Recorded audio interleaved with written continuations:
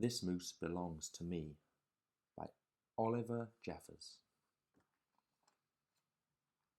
Wilfred owned a moose. He hadn't always owned a moose. The moose came to him a while ago and he just knew, that it was meant to be his. He thought he would call him Marcel. He began following Marcel, explaining the rules of how to be a good pet. Much of the time it seemed as though the moose wasn't listening, but Wilfred knew he was, mostly because he followed Rule 4 very well, not making too much noise while Wilfred plays his record collection. Sometimes the moose wasn't a very good pet. He generally ignored Rule 7, going whichever way Wilfred wants to go. The moose had a very good sense of direction and Wilfred did not. And because the moose was particularly poor in Rule 7, subsection B, maintaining a certain proximity to home, Wilfred quickly learned to bring some string along on their outings so he could find his way back again. Sometimes the moose was an excellent pet. He had no trouble with Rule 11, providing shelter from the rain. On Rule 16, knocking down things that were out of Wilfred's reach. One day, as Wilfred discussed their plans for the coming year on a particularly long walk, he made a terrible discovery.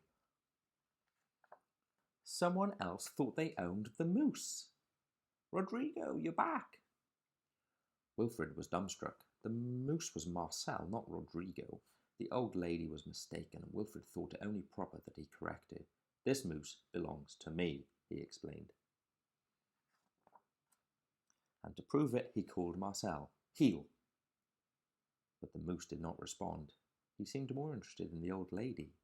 Good, Rodrigo. Fine. Embarrassed and enraged, Wilfred rushed off home. But in his haste, and miles from anywhere, he tripped over his string and got tangled up.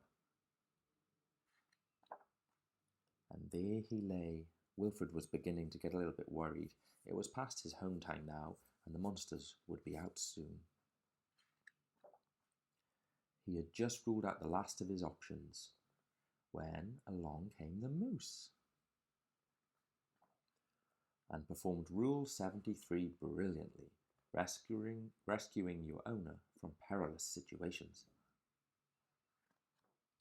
All was forgiven, and perhaps Wilfred admitted he'd never really owned the moose anyway.